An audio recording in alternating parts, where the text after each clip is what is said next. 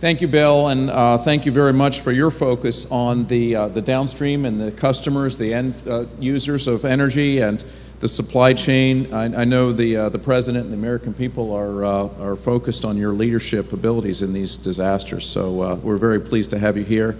You made very strong pitch for the support needed from the industry. Our next speaker is from the American Petroleum Institute. Ms. Holly Hopkins is from Upstream and Industry Operations. Holly.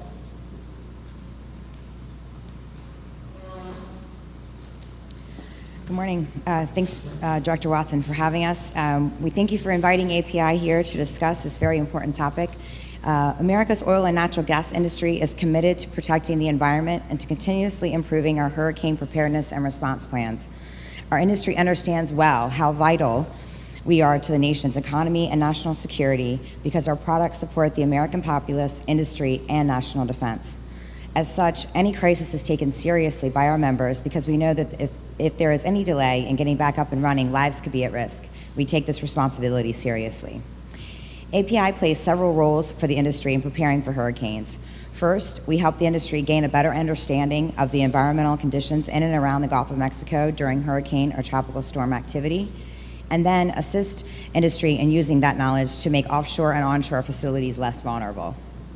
Second, API collaborates with member companies, our industries, and federal, state, and local governments to prepare for hurricanes and return to normal operations as quickly and safely as possible. The industry continues to build upon critical lessons learned from past storms in the Gulf of Mexico, such as Gustav and Ike in 2008, Katrina and Rita in 2005, and Ivan in 2004. Some of these learnings include integrating updated Met-Ocean data on how powerful storms affect conditions in the Gulf of Mexico into our offshore structure design standards. This effort led to the publication in 2008 of an update to RP2SK that provides guidance for design and operation of mobile offshore drilling unit mooring systems in the Gulf of Mexico during hurricane season. Additionally, an update of API RP95J, which recommends locating jackup rigs on more stable areas of the seafloor and positioning platform decks higher above the sea surface. We also have issued a number of bulletins to help better prepare for and bring production back online after Gulf hurricanes. These include Bulletin 2D, which is aimed at better securing separate platform equipment. Bulletin 2INT MET, providing an update for Met-Ocean data for 4 regions of the Gulf, including wind velocities, deep water wave conditions, ocean current information, and surge and tidal data. Additionally, 2DG explains how to apply the updated Met-Ocean data during design. Bulletin 2EX assists owner-operators and engineers with existing facilities. And 2HINS provides guidance on determining if a structure sustained hurricane-induced damage that affects the safety of personnel, the primary structural integrity, or its ability to perform the purpose for which it was intended. In addition to these standards, industry works to improve preparedness for hurricanes. They have reviewed and updated emergency response plans, established redundant communication plans, and made pre-arrangements with suppliers to help ensure they have adequate resources during an emergency. When we know a storm is coming, our first priority as an industry is the safety of our workers. We rely on advanced notification from NOAA to alert our operators to the potential path of a storm and the potential impacts. Once notification is received, companies have established tested plans to safely shut in and/or shut down operations and remove workers from harm's way. Days in advance of a tropical storm or hurricane moving toward or near their drilling and production operations, companies will evacuate all non-essential personnel and begin the process of shutting down production. As the storm gets closer, all personnel will be evacuated from the drilling rigs and platforms, and production is shut down. Drill ships may relocate to a safe location. Operations in areas not forecast to take a direct hit from the storm often will be shut down as well because storms can change direction with little notice. After any hurricane or tropical storm, the goal is to return to full operations as quickly and safely as possible. After a storm has passed and it's safe to fly, operators will initiate flyovers of both onshore and offshore facilities to evaluate damage from the air. Offshore flyovers look for damaged drilling rigs, platform damage, spills, and possible pipeline damage. Many offshore drilling rigs are equipped with GPS locator systems, which allow federal officials and drilling contractors to remotely monitor the rig's location before, during, and after a hurricane. If a rig is pulled off site by the storm, locator systems allow crews to find and recover the rig as quickly and safely as possible. Once safety concerns are addressed, operators will send assessment crews to offshore facilities to physically assess the facilities for damage. If facilities are undamaged and ancillary activities, facilities like pipelines are undamaged and ready to accept shipments, operations will begin restarting production and drilling rigs will commence operations. Post-Sandy, we realized that we need to create this supply chain in order to communicate in the easiest way possible how our industry works. Overall, the oil supply chain is very resilient with many redundancies. There are, however, choke points in the supply system, and impacts to these can have a greater overall effect on the U.S. fuel supply. Any damage along the supply chain can impact delivery of fuel to your gas stations, et cetera. So whether it's production itself, storage or refining capacity, pipelines, terminals, et cetera, electricity, all of these have an effect on our fuel supply. So during a crisis like Hurricane Sandy or Katrina and Rita, industry operations can be interrupted.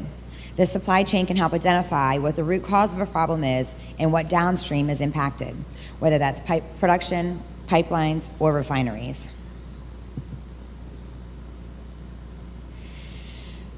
We also, as you've seen today, many agencies across the federal, state, and local governments have considerable interest and roles to play in the safe and reliable delivery of fuel.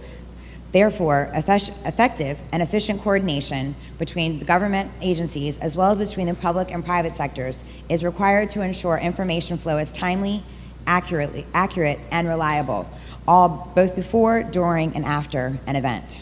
We've been working with the White House, DOE, BSEE, and a number of other agencies to identify how critical information is collected and what may be needed by decision makers. Also identified a list of government and oil industry response actions. We've developed this Emergency Support Function 12, which is for energy, for government industry information flow process model, and identified a list of potential government regulation waivers that can help restore operations and supplies. As DOE mentioned earlier, there are a number of regulatory actions that can be waived after an event to help us get back onto production and back into fuel delivery more efficiently. So in short, API is here to be a constructive partner. Our commitment is to continue to maintain safe, environmentally responsible operations onshore and off, and to continue our partnership with the government to ensure the U.S. has access to the products and services that are necessary for American jobs and to Americans' daily lives. Thank you.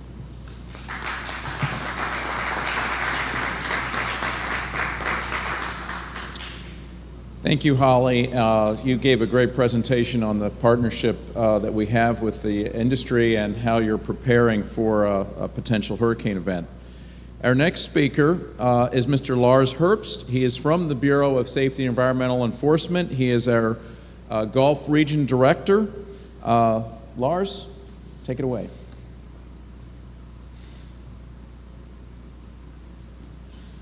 Thank you, Director Watson. Appreciate the opportunity to be here today with the other panel members. Such an important topic as far as hurricane preparation and response. And that's where I'll try to aim my comments this morning. As Bill had mentioned earlier, that the natural disasters will continue to occur, but it's how we learn and mitigate from some of the past experiences, and we can mitigate some of that damage through both design and response.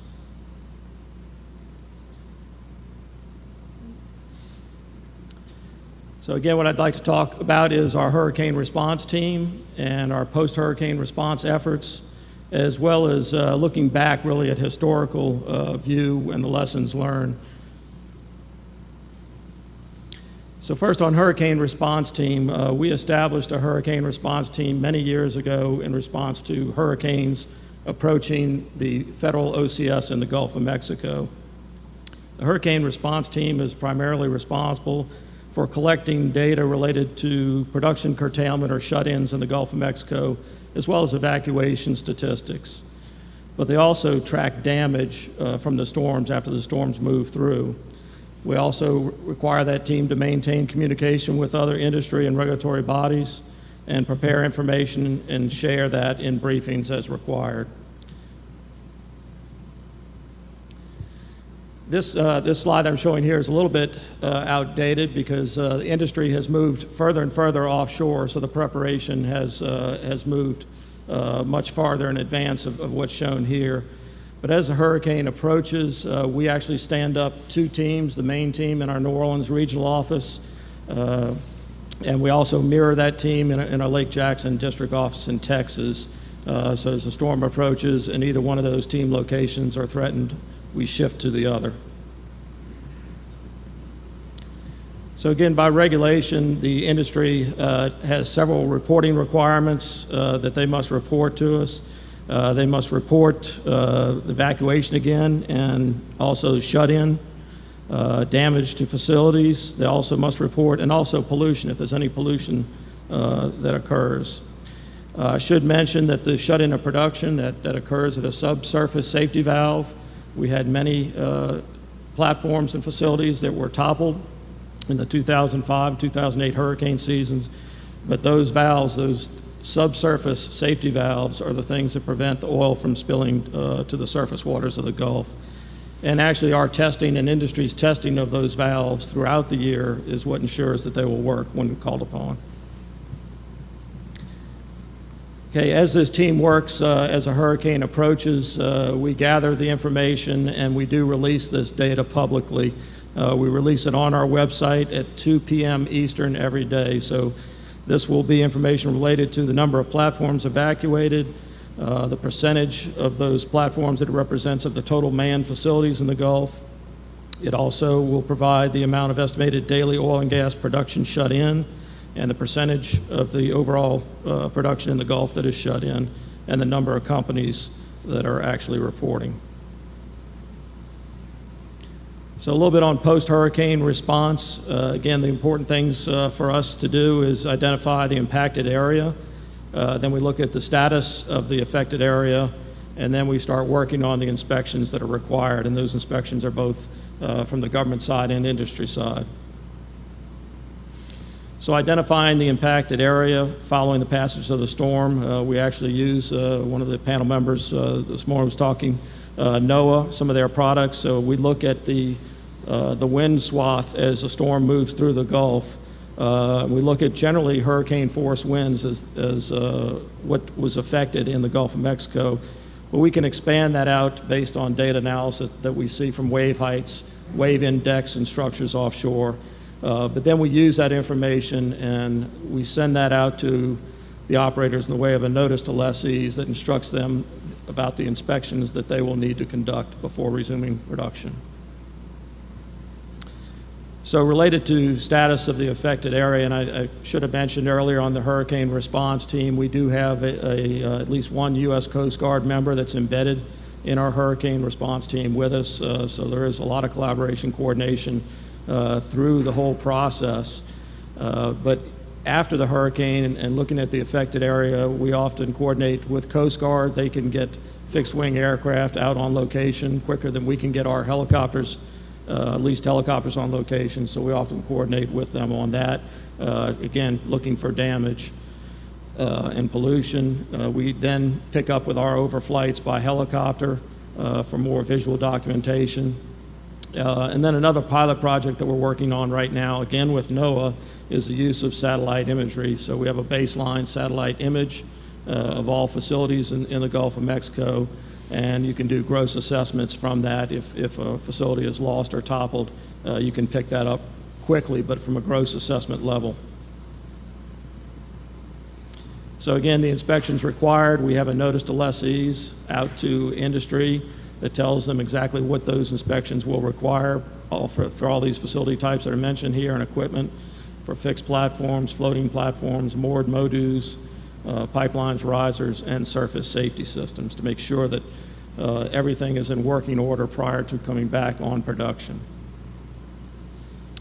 So again, more on post-hurricane operations. After all the damage assessments and safety checks are performed, production then can resume. In some instances, though, and we've seen this happen quite a bit, it's not the damage offshore, but it's the damage onshore to production process handling facilities onshore that may keep production shut in longer. Operators often request from us alternate means of getting product to these facilities onshore. For the case where the oil transmission line may be damaged, they may be able to use barging to get the oil to shore.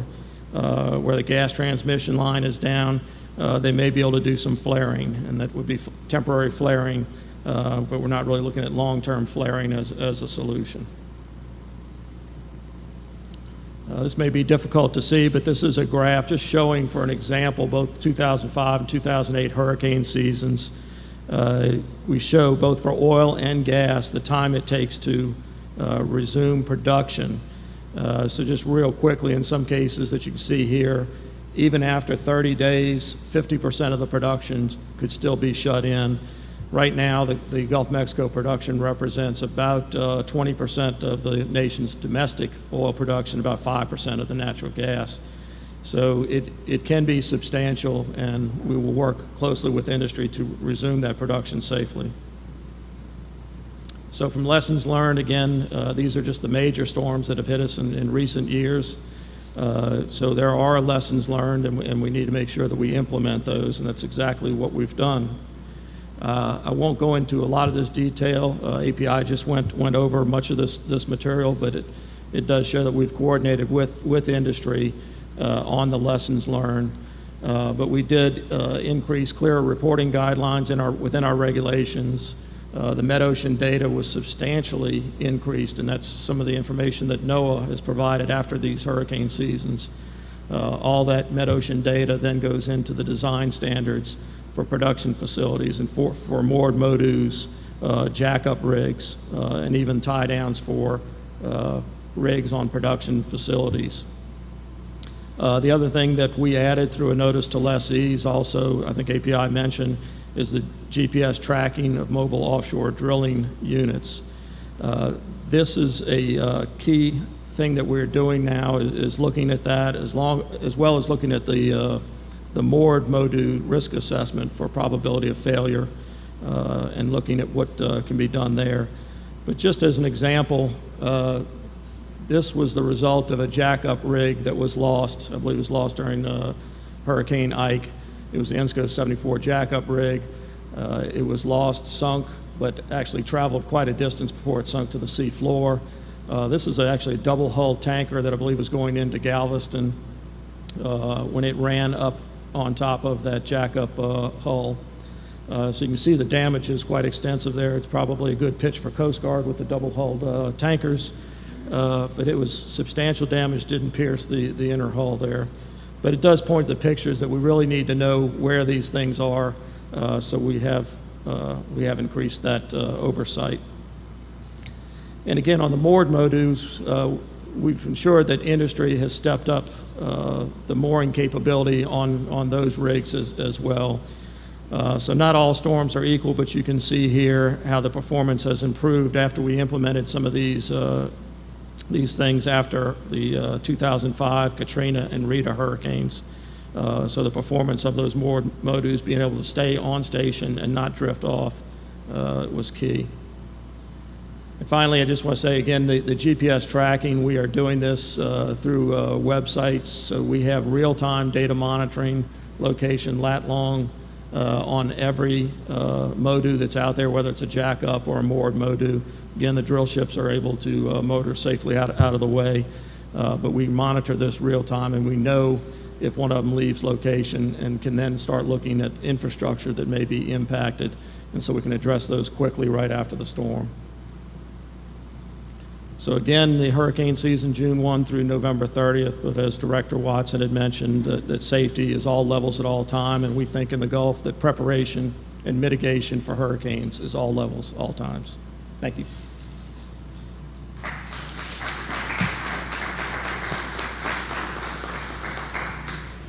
Thank you, Lars, and thanks for your efforts in making sure the Outer Continental Shelf has safety at all levels and all times. And I want to just point out that Lars and people that work directly for him are doing all this while located in the same area of the country that's being affected by these storms. So quite often, all of those activities that he described, he and his staff have to do in a remote location from their normal workplace, and oftentimes their families are also having to be evacuated. So thank you very much for what you do down there, Lars.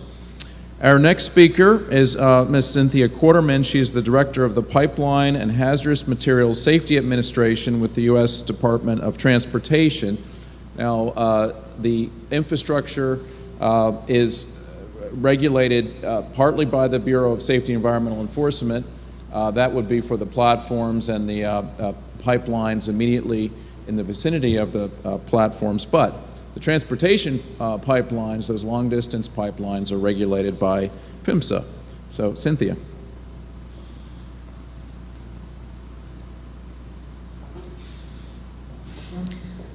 Good morning, everyone, and thank you for having me. On behalf of PHMSA and the U.S. Department of Transportation, I'd like to thank BSEE for hosting this event and for inviting PHMSA to this panel. A special thanks go out to Director Watson for inviting me here today. I'd also like to acknowledge the other members of the panel for their commitment to hurricane preparedness and response. Energy is an ever important part of American life. It keeps businesses, industries, and homes running. Most of us know that domestic oil and natural gas production has been increasing over the past 3 years. Housed within the U.S. Department of Transportation, the Pipeline and Hazardous Materials Safety Administration, or PHMSA, has the mission to protect the American public from the risks of hazmat transportation by all modes, including pipelines. Although energy products like natural gas and oil are essential to our daily lives, they are also considered hazardous materials. PHMSA develops, issues, and enforces safety regulations for 2.6 million miles of pipeline throughout this country.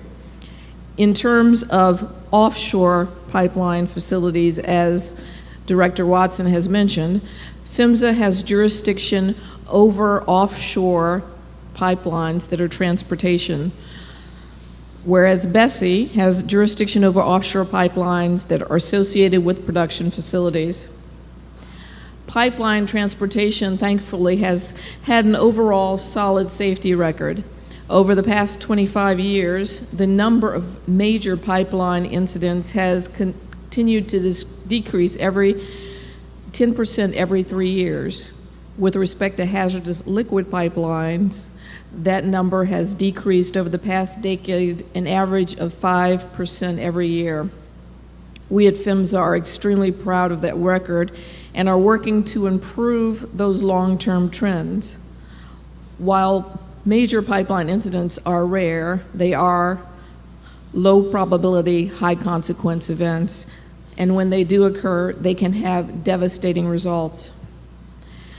Our goal at PHMSA is 0 pipeline incidents. Our primary method to reach that goal is through prevention. However, public awareness and emergency preparedness and response are just as important to us. We are always working to safeguard the nation's energy infrastructure, and that becomes especially critical during a national disaster such as a hurricane. When we think of hurricanes, the public's mind often harkens back to Hurricane Katrina. And although that may have not been the biggest in terms of offshore effects, it did have quite significant offshore effects. And I thought that would be a good way to talk about the lessons that we have learned at the Pipeline and Hazardous Materials Safety Administration with respect to hurricanes. As we all saw in the days and months after Katrina, hurricanes can cause severe damage to offshore pipeline facilities, and it can nearly halt essential energy production. The day that Katrina made landfall August 29th in 2005, crude oil production in the Gulf region had dropped by nearly 92%, and natural gas production had dropped by 83%. Thank you to the Department of Interior for that information. Some of the lessons that we learned at PHMSA from that particular hurricane is that first and foremost, it's important for us to ensure that our staff in the regional offices are okay in order that they can serve the public, because they provide the on-the-ground information that we all need to make the best decisions and to take actions as quickly as possible. Second, we now know of the great importance that pipeline operators have with respect to backup generators, and the need there is very large when hurricane landfall happens. We also know the importance of our friends with ships, many who are at this table, that can provide long-term needed lodging for repair crews. PHMSA regularly issues a safety advisory in advance of hurricane season to remind operators, pipeline operators, of what to do in preparation for hurricanes. Immediately after Hurricane Katrina, we also issued a series of additional safety advisories, reminding operators to do some essential things like conducting additional leak detection surveys and inspecting above-ground equipment to detect damage, checking for damage to piping, valves, emergency shutdown systems, risers, and meter sets for equipment that has to be shut in, to check for water that may have leaked into low-pressure systems, to identify shallow water commercial fishermen, shrimpers, and other marine vessel operators and caution them that underwater offshore pipelines may have become unprotected during the storm, to identify and caution marine vessel operators in offshore shipping lanes and other offshore areas where the hurricane may have affected a pipeline, that deploying fishing nets or anchors and dredging operations may damage the pipeline, their vessels, and endanger their crews. We advise them to conduct aerial inspections of pipeline routes for leaks. In areas where there are floating and jack-up rigs that may have moved and their path could have been over a pipeline, we review possible routes and check the subsea pipeline for damage where required. For us, it is mission critical to communicate and work with other federal agencies, not just when a hurricane hits, but also on a regular basis before anything ever happens. Good preparation starts with consistent communications across the federal government. Of course, PHMSA's headquarters are in Washington, D.C., but our regional offices also do the same. They reach out and make critical contacts before a hurricane occurs.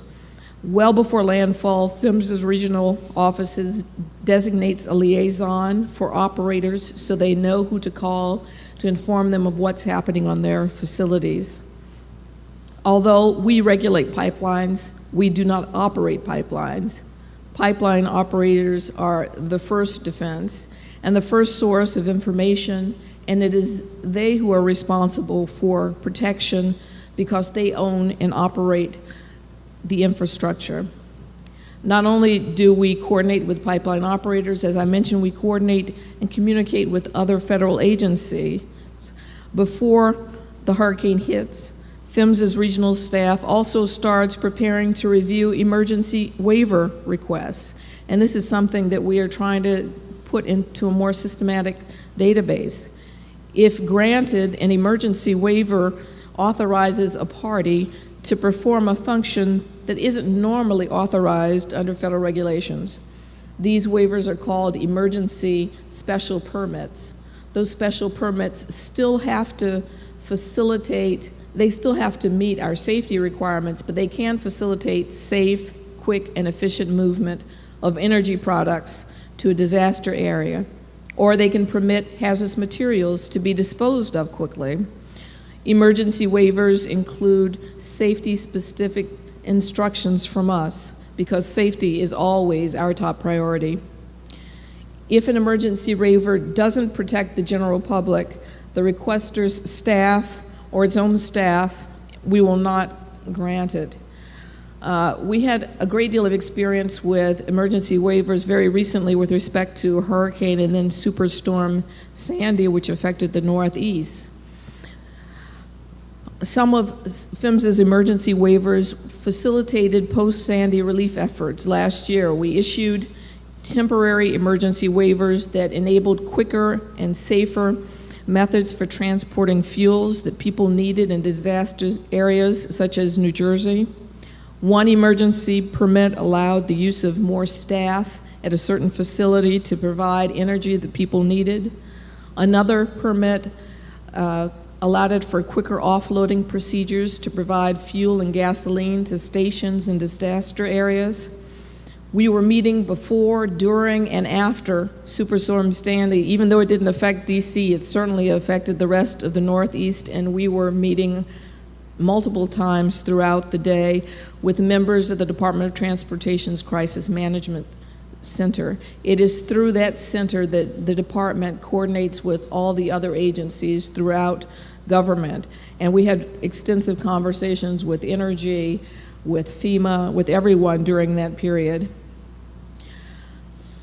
We are a big proponent of interagency collaboration. It's not just an earmark for us, it is critical to our mission.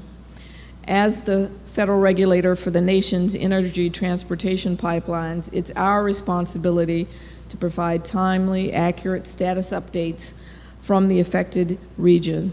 We will continue to facilitate a more streamlined process as we go forward and as we learn more. In the past, PHMSA has sent staff to BSEE during hurricanes, and we participate in interagency meetings here at DOI and at other locations.